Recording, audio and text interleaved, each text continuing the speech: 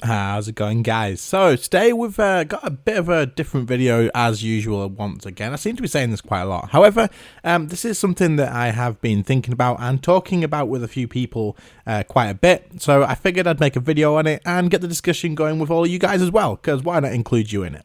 And of course, you guys bring amazing suggestions and stuff to the comment section. So as always, get in the comments and give me all your suggestions and stuff as well. Basically, what this video is going to be about is some updates that I have gathered around from people that I've spoken to in game, whether it be friends or randoms or just part of my clan, people that I've talked to on Discord, and also some ideas that I've had in my mind myself. None of these updates are things I'm saying the game needs. Absolutely, you need to put this in or else it's going to be bad or we're missing this. It's just basically a discussion, some suggestions that I think would probably be quite interesting to even just talk about with you guys as well. So I've got about 5 or 6 things that I wanted to talk about in this video. I may leave some of them out from my list, but we'll see how it goes. And of course, get in the comment section, do leave a like on the video if you enjoyed it, and if you want other people to see it and get in the discussion as well. And also, as always guys, do subscribe to the channel. We are growing pretty crazily quick in my opinion, and I'm really loving the support you guys give me. So I will now stop rambling for the intro and let's get into the video. So how I'm going to do this video is basically go over what the update idea is and then give some reasoning behind why I think it will be good or why I think it'd be interesting, and just sort of talk about it a little bit before moving on to the next one.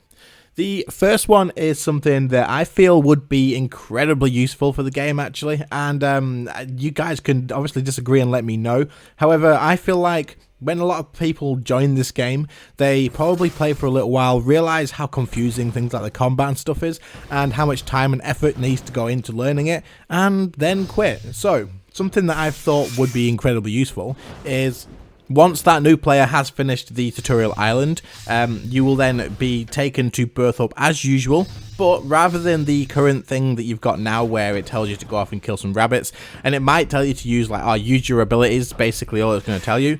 It'd be really useful, I think, if it took you off to like a kind of like the Lumbridge training camp area, but actually in birth ups, maybe like a smaller version of that, and then did a quick sort of tutorial to how combat and stuff works, whether it unlocks all the abilities for you during this tutorial and it shows you to build up adrenaline, use your thresholds, explains how it works, and then also tells you how to use your ultimates and all that sort of stuff, and then all those abilities then are told that like you need to unlock these by leveling up, and explains that leveling your magic up will unlock this one, leveling your strength and attack and stuff will unlock these ones, and explain about how you have to have specific weapons equipped. I feel like just giving the very basics of that in maybe like a 10-15 minute tutorial. I'm not talking about like going into all the combos and being able to use all this in this order and all that sort of stuff, just basically the basics so that people know the direction that they need to actually go in for combat, because it is a complex system and there is a lot to it. Like, I'm still learning loads of stuff at the moment, and I feel like there's a lot that they could do in a tutorial just for basics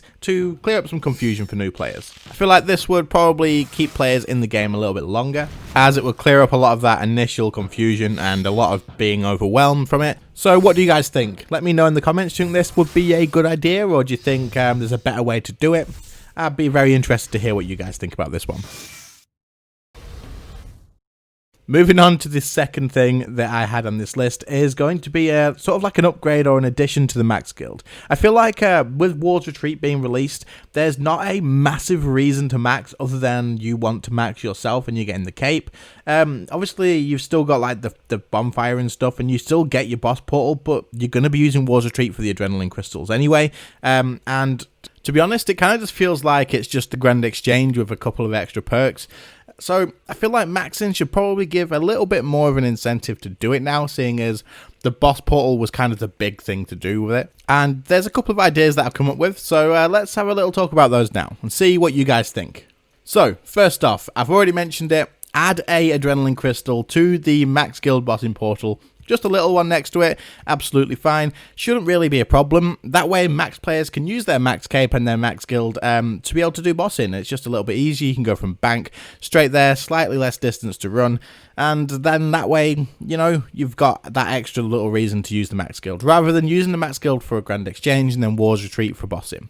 However, I do understand that some of you guys would probably say that'll just kill War's Retreat. What's the point in having that then? So, maybe in the comments, let me know any other suggestions that you think may be possible to do with it without sort of ruining War's Retreat for everybody else. Also, the next thing that I think would be incredibly useful for the Max Guild and kind of makes sense to me is another separate portal, kind of like the boss portal. But instead of going to bosses, you can retune it to go to all the different guilds in the game. So, at the moment, to get to the Invention Guild, you've got to teleport to the Falador Lodestone and then run to the little cave. Now, I might just be being lazy, but sometimes I just wish that I could just teleport straight there. And I feel like if you've got a Max Cape, then you should be able to go to the Max Portal and retune one of the portals to that guild and teleport straight there. It'd be really helpful, and then especially if you need to do things like teleport to the fishing guild, which would be incredibly useful for people doing clues and stuff. But as like, it just makes sense. You're in the Max Guild. It'd be nice if you could teleport across to all those other guilds, just in case there's ever a reason that you do need to use them. The Invention Guild is probably one of the biggest ones, and I know it's just convenience and just sort of saving a little bit of time, but you know, all these little perks are very nice, easy reasons for people to max.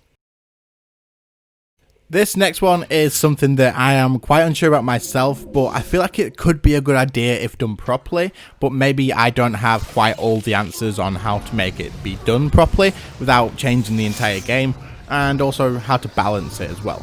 But basically, as a new player, there's a big problem with making money, upgrading gear, and basically all you're going to be doing is things like standing at the Grand Exchange and cutting granite, or you're going to be collecting some cowhides, or tanning them all, which, you know, is a very old, like, amazing money-making method that everyone's done for years. And basically, like, I feel like there's a lot of things that new players wouldn't want to come into the game thinking, it's got really good endgame bossing and I really want to get into the PVM of it all, because then they're going to be stood at the Grand Exchange doing things like this for hours on end just to get that little bit of GP they need for that basic gear and stuff.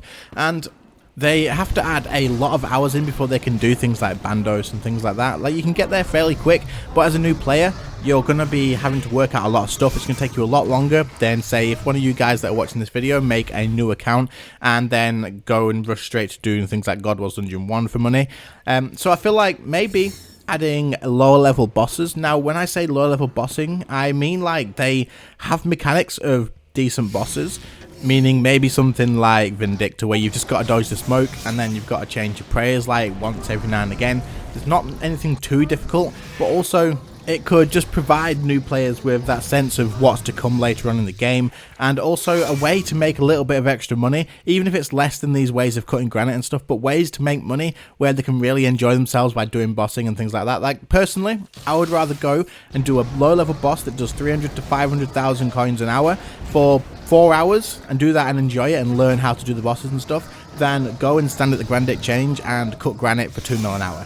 That could be my own personal opinion, and it might not be something that everyone else agrees with. You guys might all be stuck in that efficiency of, well, 2 mil an hour, I can do it for way less time and get into the higher bossing quickly. Yeah, but, like, as a brand new player, you need to think they're going to be coming into the game probably having some idea of what endgame bosses look like, and then having to stand at the Grand Exchange for hours on end just making money that way, or doing something incredibly repetitive and boring. They are probably going to leave before getting to that point. Like, for us players that know what it's like and we know that it's worth putting this time in and getting to that point of reward, then it's like, we can sit there and do that. That's absolutely fine. We're used to it. We've done it for years. But for new players, I feel like it could be something nice to add for them. And then the only other issue I do have with this is, what about high level players? What's to stop them from coming back and turning this 500,000 coins an hour for a lower level account into something like 10 mil an hour doing no effort whatsoever, because it's for a low level account and you can pretty much 1 or 2 shot these bosses?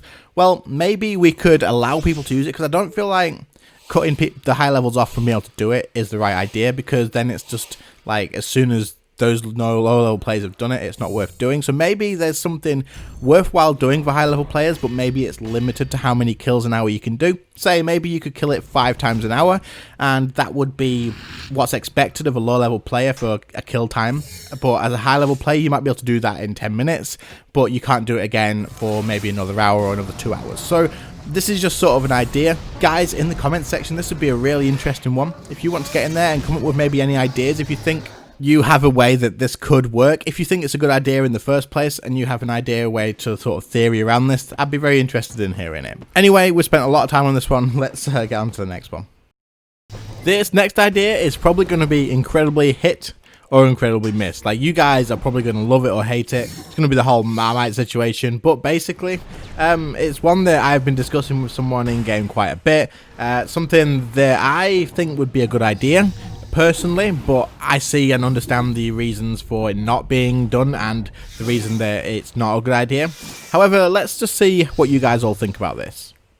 So, splashing in this game is incredibly irritating, and it's not just the fact that you miss when you attack, like the fact that you do 0 damage. That's not something that bothers me all that much. The main thing that I want to talk about is basically remove splashing as a complete nothing happened, it's a waste of vulnerability, and have it still do 0 damage in my opinion. You guys, if you have a different option or opinion to this, maybe we could rework accuracy in a different way, but what I think would probably work is have splashing removed, but have us still be able to hit 0. So like when you do like technically miss, you're still going to do 0 damage, but when you're using a stun, then that stun effect will still apply, just like when you use asphyxiate. So if you miss or splash asphyxiate, that stun will still apply. However, if you're at Telos and you've used asphyxiate and you want to use impact or deep impact to stall the so much power, like you're doing it right, you're using the stun, you know what you're doing, you're putting in the right inputs and stuff, but you splash twice in a row and suddenly there's so much power's right in your face. You should have lived, but you died, and you've done the mechanics right. Technically you're not at fault, you've just got incredibly unlucky with RNG. You've splashed 2 stuns in a row and all you needed was just one of those to hit. You've just died at that boss and lost a 2-hour streak or something because you've just had bad RNG. That to me doesn't seem fair. So now I'm not complaining that, oh, this is because I'm not good at PVM. Like, I understand a lot of people can streak for hours and hours and hours, and this probably wouldn't be an issue to them. But like, there's times that you guys are probably even doing 4K Telos or something, and a stun splashed, and that just screws up the whole kill. You got to go back and do it again, and hope that you don't splash at that time. Now it might be not that likely. However, if we could have things apply on hit, even though you still don't do any damage, I feel like that would be a good way around it. For example, if you're using debilitate on something to reduce the damage, say again, Telos is a really good idea, like a good explanation for this. The anima bomb is coming towards you, you use debilitate, you're about to die, but you get that debilitate off, and that should keep you alive, but you splash, GG, you're dead. Like, if we could just have that do 0 damage because you've technically missed, but the on-hit effect because you've used that ability does still apply, even if maybe it's half duration or something like that. That would be incredibly useful, and I feel like it would remove a lot of RNG to what should be kind of like a skill-based thing to do in the game anyway. Bossing should be based purely on skill. Obviously, it is, like, the more you put into it, the more practice you give to it, the better you're going to be, because I've still got loads and loads to learn in bossing, but I still feel like that little bit of RNG there can screw people over a lot, and I feel like there's just not really any need for it, because most bosses were already at like incredibly high accuracy rate, but the ones that we can't get 100% accuracy on, those splashes when you need to do a stun or like you need to apply debilitate, is just incredibly important, and I feel like it could be something that could change the game in quite a decent way. What do you guys think? Let me know in the comments. This is going to be the last one that I talk about in this video because it's getting stupidly long, and my descriptions of stuff seem to take a lot longer than I thought they would. Anyway, I really hope you enjoyed, guys, and I hope that this isn't too much of a topic where you guys can't get into a decent sort of discussion about it and give me your thoughts on it. If you think that every single idea I've put in this video is completely stupid, then let me know, but just keep it a little bit chill. Anyway, guys, really do appreciate you all listening to me ramble on about updates and stuff, and as always, if you found this video interesting, make sure to leave a like and do subscribe to the channel. I like to talk about this sort of stuff quite a lot, and hopefully you do enjoy it. The next episode of the series will be coming soon, and I'm working on another sort of series as well, so hopefully you guys enjoy that too. Anyway, guys, I'll see you in the next one. See you later, guys. Bye.